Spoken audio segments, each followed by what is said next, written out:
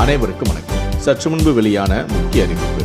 வங்கக்கடலில் அடுத்தடுத்த 2 காற்றழுத்த தாழ்வு பகுதி உருவாகும் சாதகமான சூழல் இருப்பதால் வரும் நவம்பர் 18ஆம் தேதி வரை தமிழகத்தில் கனமழை வெளுத்து வாங்கும் என வானிலை ஆய்வு மையம் கூறியுள்ளது. இதன் காரணமாக நாளை எந்தெந்த மாவட்டங்களுக்கெல்லாம் கனமழை பெய்யக்கூடும் என்பதை பற்றியும், நாளை எந்தெந்த மாவட்ட பள்ளி மற்றும் கல்லூரிகளுக்கெல்லாம் விடுமுறை அளிக்கப்பட வாய்ப்புள்ளது என்பதை பற்றியும் அறிக்கை ஒன்றை வெளியிட்டுள்ளது.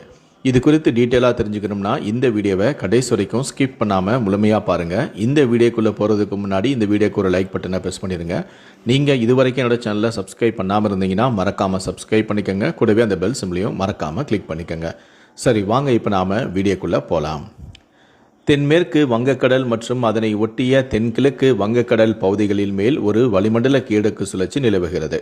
இதன் காரணமாக இன்று தென் தமிழகத்தில் ஒரு சில இடங்களிலும், வட தமிழகத்தில் ஓரிரு இடங்களிலும், புதுச்சேரி மற்றும் காரைக்கால் பகுதிகளிலும் இடியுடன் கூடிய லேசான முதல் மிதமான மழை பெய்யக்கூடும்.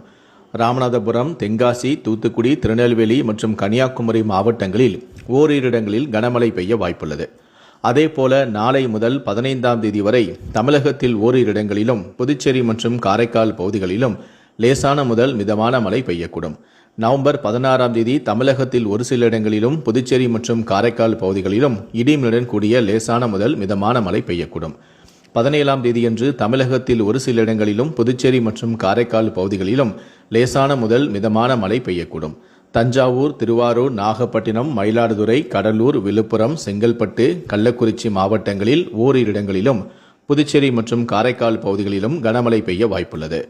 நவம்பர் 18ஆம் தேதியன்று தமிழகத்தில் அநேக இடங்களிலும், புதுச்சேரி மற்றும் காரைக்கால் பகுதிகளிலும் லேசான முதல் மிதமான மழை பெய்யக்கூடும்.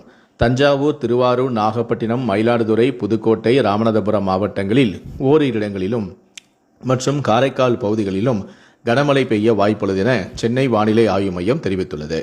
சென்னையை பொறுத்தவரை நாளை வானம் ஓரளவு மேகமூட்டத்துடன் காணப்படும் எனவும், நகரின் ஒரு சில பகுதிகளில் லேசான முதல் மிதமான மழை பெய்ய வாய்ப்புள்ளது எனவும், அதிகபட்ச வெப்பநிலையானது 33 டிகிரி செல்சியஸை ஒட்டியும், குறைந்தபட்ச வெப்பநிலையானது 25 டிகிரி செல்சியஸை ஒட்டியும் இருக்கக்கூடும் என தெரிவித்துள்ளது.